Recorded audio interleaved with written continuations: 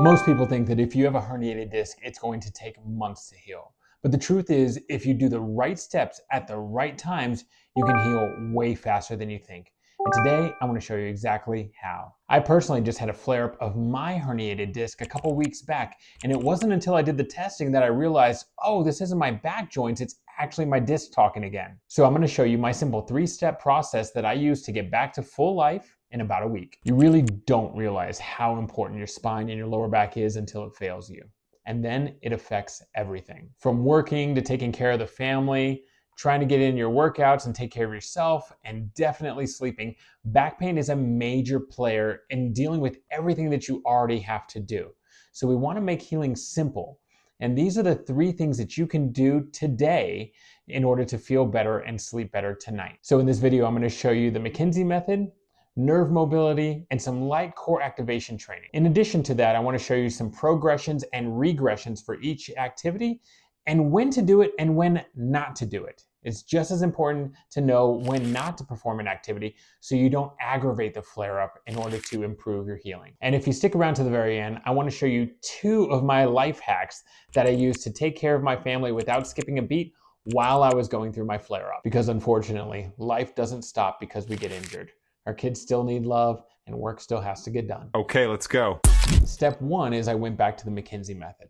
The McKenzie Method has worked for me in the past. It's always centralized and abolished my pain and helped me to move forward from that back pain and nervy type of symptoms. So I go back to that consistently. And the beautiful thing is, if it worked for you once, it's likely to work for you again. This is where I developed my essential program.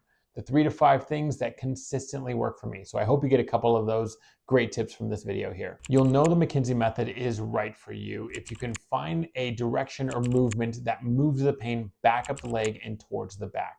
That's a phenomenon called centralization. We repeat these movements to the point of stretch. For me in my disc herniation, I know that sitting is a trigger and walking is a pain reliever. I feel okay when I'm standing up then, when I'm in the middle of a flare-up, but definitely better than sitting. And so if I go for a walk, I'll know that that will alleviate at least a couple points of discomfort. So that tells me that extension is my direction of preference. What I start with then are standing back bends or standing lumbar extensions and repeated motions into lumbar extension. I'll take my hands right on my hips and lean back with my shoulders, keeping my eyes up and level. I want to make sure that my knees can allow to bend lightly, and just going back to the point of stretch. After I do 5 to 10 repetitions, I'm taking note if my pain is getting better, if I'm getting a little bit more range of motion, or if my symptoms are coming back out of the leg and back towards the hip and the lower back. All of those are positive tests. And this is a very much like a green light, red light situation, or as black and white as we can make medicine. I'm going to repeat these movements, usually sets of 10, and I can do anything from 1 to 5 to 8 sets at a given time. And with repeated movements, the McKenzie Method, it's a volume game. You want to make sure that you get enough repeated extension or enough repeated movements throughout the day to offset your other tasks and offset the other stressors of the day. We still have to commute, we still have to pick up the kids, we still have to get the pots and pans out of the bottom drawer, and there's just no getting around those things. But the beautiful thing is you can offset those pressures with repeated motions. So trying to make time to get in the repeated motions throughout the day, and you can be very gentle and strategic about this. Say you're on a conference call and you can stand up and do some back bends. Say you're gonna wait for the kids to buckle themselves up in the car, you can do some back bends. You've got to brush your teeth. Let's go ahead and do some back bends. It's just a volume game. And the other great thing is we can use several different surfaces to improve our range of motion and the consistency with this piece of the program. So if you have a countertop or a table that's about waist high, then you can hold on to that, looking forward, keeping your eyes forward, and allow your shoulders to bend backwards, again to the point of stretch. You can also use a wall in front of you to allow yourself to dip into that, again, creating a relative lumbar extension. So allowing those hips to fall forward, leading with the belly button, so shoulders stay back about arm's length. But you won't feel like you're falling backwards using that method. Similarly, with the countertop method, you can get a little bit deeper into your range than you could a standing back extension. So I really like it for that. Finally, as you're progressing, you can move into a press up or prone cobra pose. For this activity, you're gonna lay on your stomach. If you need a pillow under your shins or feet hanging off the bed, that sometimes feels a little bit better, especially if we have a little bit of extra neural tension going on. And then you can either press up to your elbows or press all the way through your hands to extend and lock out your elbows. The goal being to get all the way through to full lumbar extension by locking out the elbows. Again, going through your pain-free range and repeating that motion throughout the day.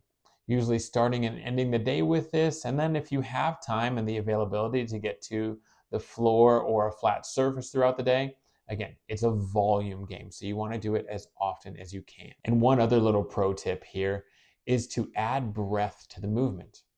Inhale at the beginning of the motion, go ahead and press up and extend. Exhale at the top of the motion. You're going to feel a little bit more stretch as your lower back gives and drops ever so slightly. Go ahead and return back to the prone position and then take another breath in. Sets of 5 or 10 here tend to be about right.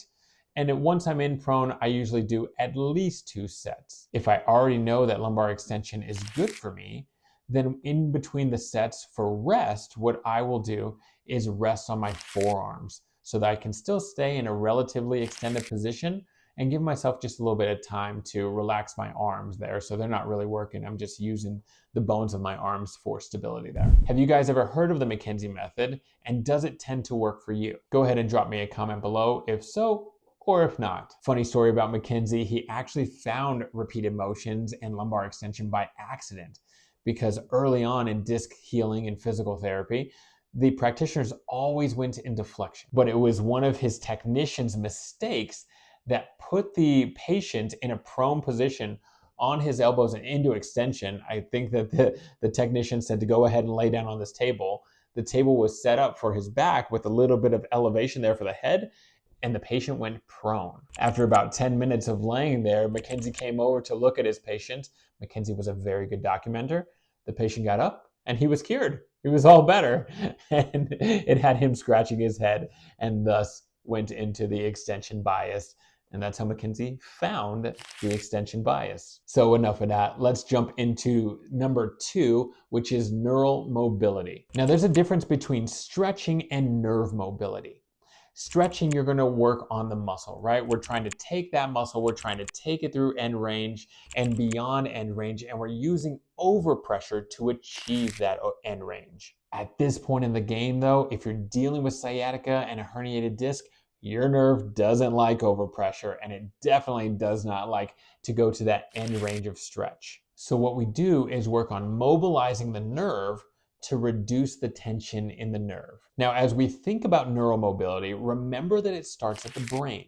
We have the brain, the spinal cord, it goes all the way down to the base and then goes out to the fingers and the toes. So by affecting one joint or 2 joints at a time, you affect the entire pathway of the nerve. And we want to make sure that we're gentle here because nerves are sensitive. They're intended to be sensitive.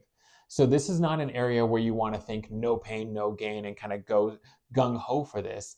Let's be gentle and just go to the point or sensation of stretch. Because what will happen with the nerve is you're going to get a zap or a zinger. And trust me when I tell you, that does not feel good. There are 2 types of neural mobility. There's flossing and there's tensioners. Flossing is the more gentle aspect. Tensioners is a little more challenging. So it's a nice progression to your activities. By flossing, we're going to use the head and one of the joints in our leg to move and keep the nerve at the same amount of tension. So if you think about a single string from your brain through your spinal cord all the way to your big toe or little toe, depending on where you're having symptoms these days, think about keeping that string at equal tension. For the kick your head off activity, we want to ideally sit in a chair with lumbar support with your feet flat on the floor. You ideally want to be able to get your leg under the chair. As you kick your leg up, your head is going to kick back at the same time. As you bring your leg down and bend your knee to bring the leg under the chair, you want to bring your chin to chest. Again, you're just going to move through your pain-free range today and allow that to open up with time and repetitions. Now, we talked about using one joint or two joints within the leg. So we have the knee and the ankle. As you kick up, to add more tension and get a little bit more progression, you can bring the toes back towards your nose or dorsiflex the ankle as you kick your head up. And then as you bring your toes down, bending the knee, you can point your toes down or plantar flex as the chin comes to chest. That works especially well if you have symptoms going down the back of the leg and back of the calf. If those symptoms are pretty significant today and you can't handle moving two joints, I suggest just moving one. You can always get the same or a similar amount of mobility if you're moving the head and the ankle. That tends to be a little bit easier, and then progress to the head and the knee, which is just a smidge harder. And then we move to moving two joints, right? The knee and the ankle at the same time as the head. So great progressions there. Always do what feels good for you today. And then a lot of people, and I would say a majority of people, have pain running down the outside of the shin and down to the fourth and fifth toes. So, and this is a functional movement therapy special because I haven't seen this anywhere else, is to bias the superficial peroneal nerve, the nerve that runs down the outside of the shin. So to do that, when we're kicking up, we're going to bring our toes back up, so toes towards the nose, and out at the same time. So up and out, and that's going to get your superficial peroneal nerve and the ankle everters, as well as when we bend the knee and come down, we're going to point down and away. So plantar flex and invert. So as we come up, head comes up, dorsiflex and evert, so up and out. As we come down, down and away, plantar flex and invert. Again, go through your pain-free range, allow that to open up with time and repetitions. And again, you can always start with the basic kick your head off and then progress from there. And then we'll be going to tensioners. For tensioners, you'll be lying on your back, give yourself a pillow because it feels good, and go ahead and bend the opposite knee. If you have significant issues or significant symptoms right now, and by significant, I mean below the knee, often into the foot and ankle, you can always do tensioners on or nerve mobility on the opposite leg too, because those nerves are all interconnected. And you're really trying to just teach your body that, hey, I can move without pain. That is the entire idea. I can start to move in a pain-free manner. And so teaching your nervous system to decompress and relax is just as important as actually getting the nerve to start flossing and moving. For the sciatic nerve tensioner, you're going to lie on your back. Usually I'll place a towel or a belt underneath the thigh below the knee, and I'll then allow myself to start from a straight leg down on the table. I'll use the belt to bring my leg up, my straight leg up, just to the point where I touch symptoms. From there, I'm going to hold the belt and I'm going to allow the knee to bend back to the table so my heel and foot touch the table or the bed. That's the point where I just get a touch of symptoms. That's the point that I'm going to start flossing that nerve from. So what we'll do then is just kick up to extend the knee, squeezing the thigh, but don't yet incorporate the ankle, especially if that doesn't feel great yet. Remember, this is a progressive exercise, so it can be a lot. Do a few here where you're just extending the knee and then coming on back down, bending the knee.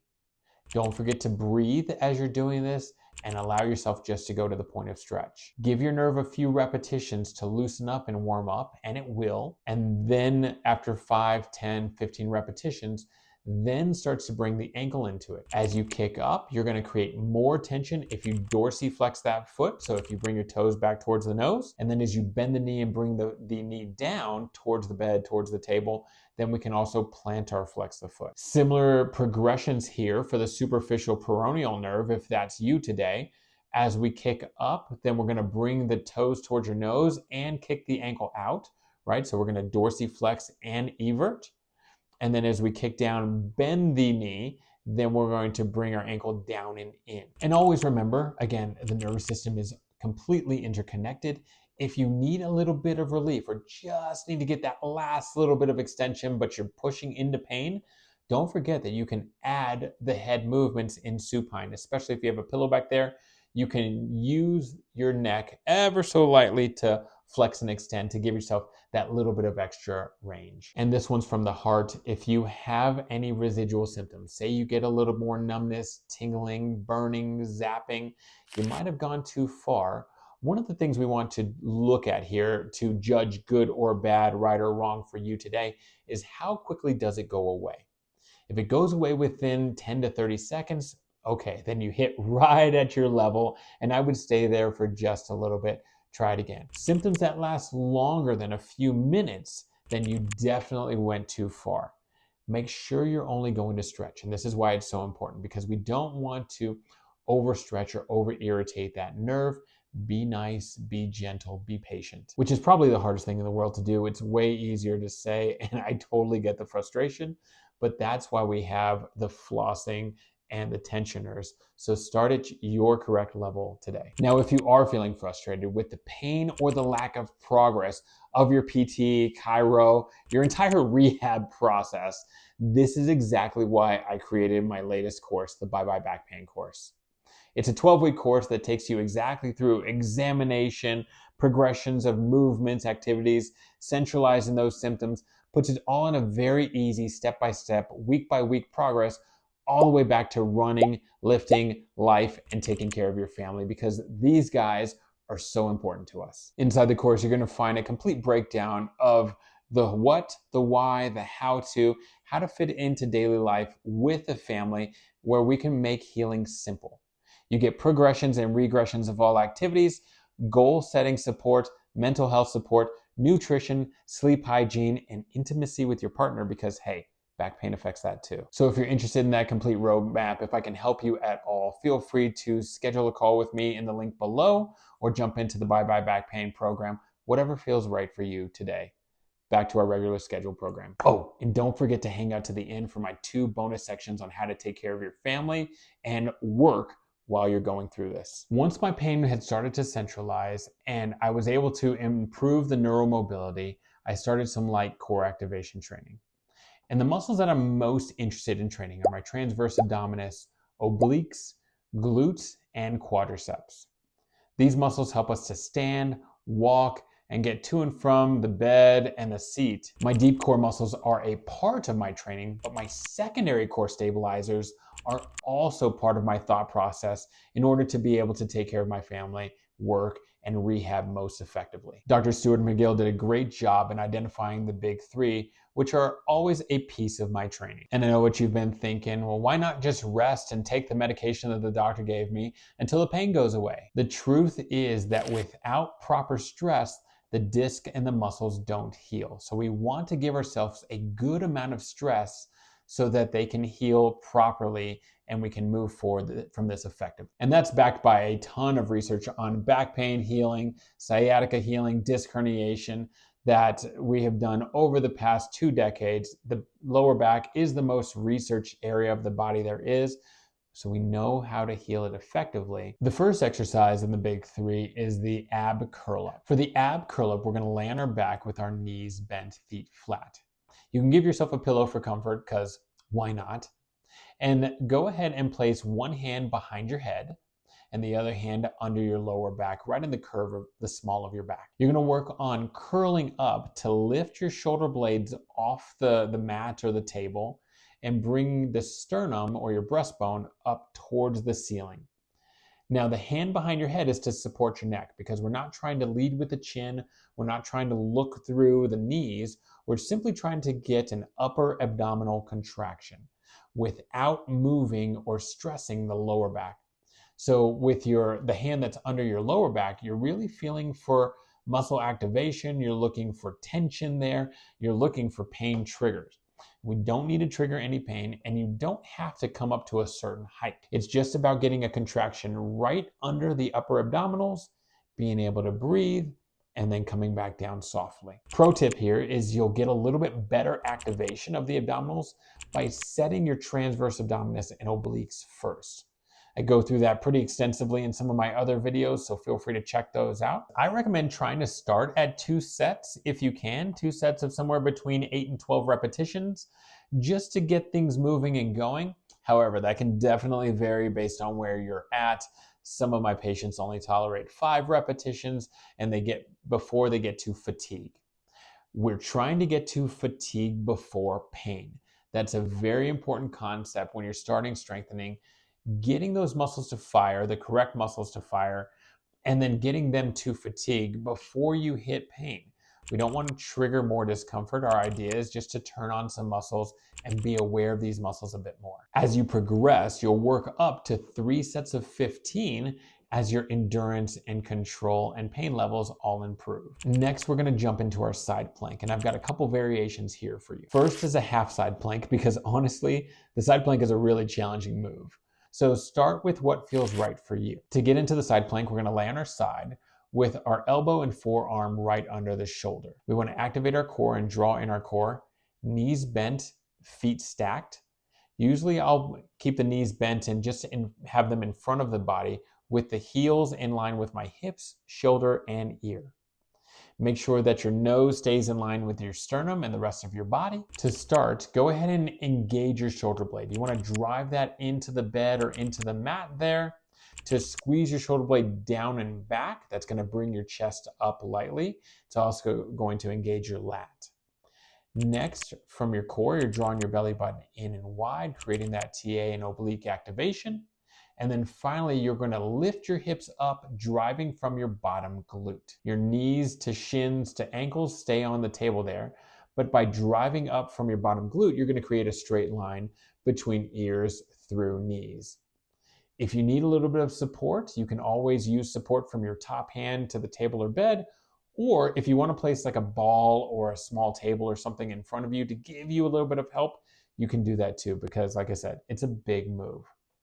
Most of my patients start somewhere of holding between 10 and 15 seconds, trying to breathe as you maintain your contraction. Make sure to keep this movement pain-free and then relax back down when you are ready. Try a couple sets on both sides of 10 seconds, progressing up to 30 seconds. When you're ready, you can jump into a full side plank, which is just going to be extending the knees out straight. Again, you're going to engage your lat by driving your shoulder blade down and in, driving your forearm down and into the surface, engaging your core, bottom glute, and lifting that hip up, trying to keep a straight line between shoulder through your bottom ankle. If you want to get a little spicy with either of these, you can raise your top hand up straight in the air. That gives you a little more sway, a little bit more weight to manage. It's a nice little progression without actually adding any weight. Again, work up to 3 sets of 30 seconds on both sides. And one of the other tips that you want to think about when you're starting core activation and strength training is you're looking for symmetry. Everybody has an injury history, an injury past, right? And so sometimes the injured side or our weak side or bad side, whatever we call that, by the way, don't call it your bad side, call it your affected side, whatever side has been affected in the past by some injuries, we are a little bit weaker on. And so work on becoming symmetrical. If you're not symmetrical during your daily movements, your body's going to know that. We're going to constantly lean on the opposite side. We're going to get away from that. And I want you to be able to trust both sides equally. That's the whole idea. So if you need a few extra repetitions on the affected side, or you need an extra set on the affected side, please feel free. Finally, we're going to jump into the bird dog. Now, again, I have a progression and regression for you here. So think about with the bird dog that you're going to be on all fours. If the knees or the wrists don't like this, you can go into fist for the wrist, and that will take away a little bit of the pressure. You can add a pillow or roll up a yoga mat for the knees. Be nice to those knees. You only get one set, hopefully, so give it cushion if it needs right now. The idea here with the bird dog is we're going to keep the lower back stable, core engaged, continue to breathe as we move the appendages. For your regression or baseline activity, you're going to move just one appendage at a time. You can start with a row motion, so pulling the arm back, squeezing the shoulder blade back and down to perform a row motion and not activate your upper trap. And while doing this, you're taking one hand off the surface, obviously, but you're working to keep that lower back and pelvis stable. Switch to the opposite side. It's about a 1 second hold, nothing crazy right now. And then you're gonna go to your leg. While you're on all fours here, make sure that the toes are bent if they tolerate that. Slide the knee back of one leg to extend the knee while keeping the pelvis level. all the way to where you're pushing back and can squeeze your thigh muscle and glute muscle with your foot still on the surface. Make sure that you can do that before we go to elevating the leg. Work into coming back, bending the knees back to a quadruped or all fours position, and then try the other leg. And as you're transferring and changing that position from kicking back on the right leg to coming back to kicking back on the left leg, your lower back should stay perfectly steady, very statuesque. If you can do that, then you can move to elevation. For elevation, we'll do the same thing. We're going to keep the pelvis steady, core engaged, slide those toes and that heel back, engage your quad, engage your glute, and then lift the straight leg from your glute. As you progress, you'll go into a full bird dog, which will be elevating the opposite arm and leg. For the arm, I like to elevate that at about 120-degree angle. So not completely straight up, but actually off to the side just a little bit. So if this is 90 degrees right out from my shoulder, equal with my ear, I'm up about that 30-40-degree angle there, right in that range there, not straight ahead. I want to work to engage my lower inside shoulder blade so that I can activate those areas of my shoulder blade while I activate my core, not over tensing the upper trap and upper shoulder. So that's why we like the angle. And then similar, we can either slide the leg back to extend the knee and extend the hip, squeezing from the thigh and the glute.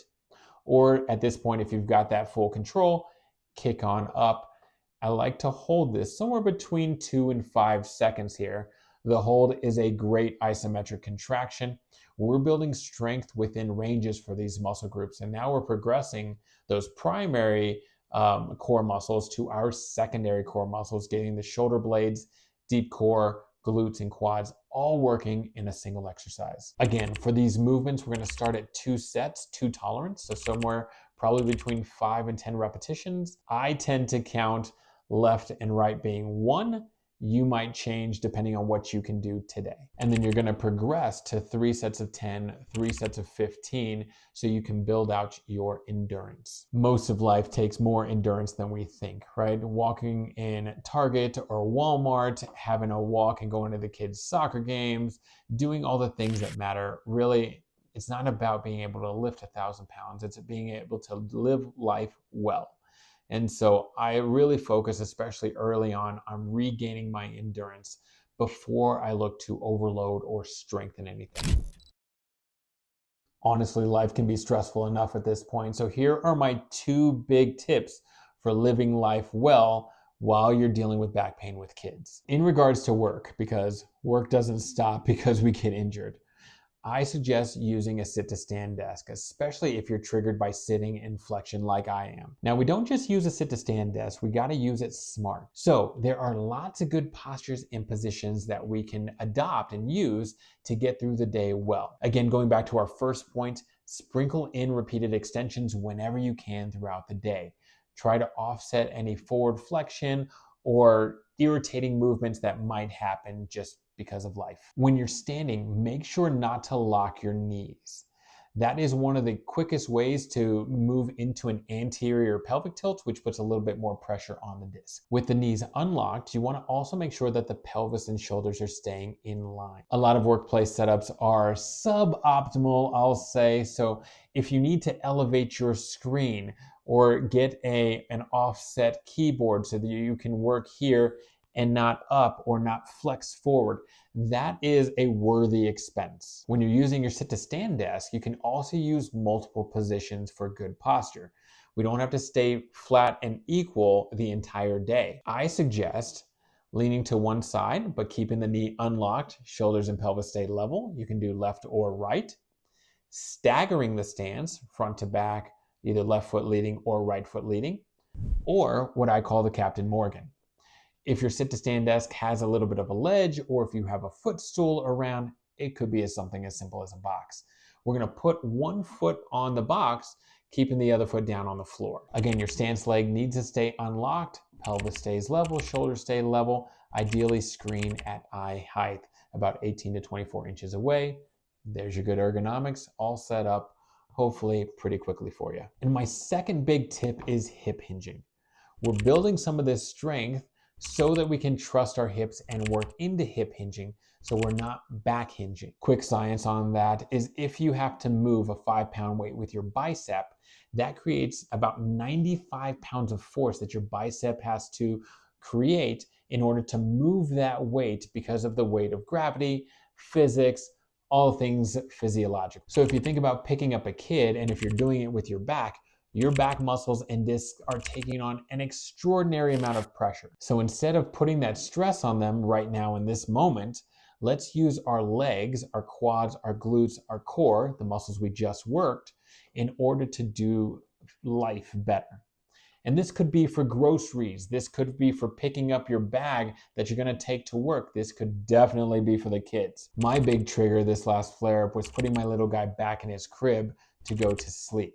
So here's what I did. First thing is, he's not a jumper or a climber, so I raised up the crib a notch so I didn't have to go just as deep because he was on the bottom setting. Now I moved him up, gave myself about 3 or 4 inches less to move each and every night, and all 18 times that he wakes up during the night. Next is I used my hip hinge and deadlift to pick up my child. Yes, you heard me right. I deadlifted my kid, and very intentionally. Anytime I was gonna pick him up, I widened my stance, so not just shoulder width apart, but another bit, so a good 18 to 24 inches apart. The wider that I am, the less that I have to go down, and I'm trying to do less work here, and that's okay. I set my core, I hinged at my hips, I let my knees follow, and I immediately bring him close to me. The closer he is, the less stress on my back. The further he is away from me, the more stress on my back. So I want that weight, AKA my kid, close to me as I hinge. The next thing I did when I'm laying him in the crib is I use the crib itself to give pressure to my knees so that I can have a counterbalance with my hips. So as I'm sliding down the crib, I'm pushing into the crib itself and giving myself some force and compression, as well as hinging from my elbows into the crib itself there. So I'm using the crib with my knees and my elbows pushing back into my hips, making sure that my core stays steady. So we're using a lot of strategies there to let them down, making sure that we're putting as little stress as we can on our actual spine, but really focusing on that stability and the counterbalancing forces that we can use in each and every moment. Whew, that was a lot. I hope that was really, really powerful for you. If you wouldn't mind, drop me a comment below and just let me know what the biggest tip or biggest takeaway, biggest light bulb moment was for you. Don't forget to smash that subscribe button if this has been supportive for you or helpful for you, and anything else that I can do along the way to support your journey, I'm all about. So let's jump in, support one another. I appreciate you guys for being part of the channel. Thank you so much. I hope everybody has a blessed day, and I can't wait to see you on the next one.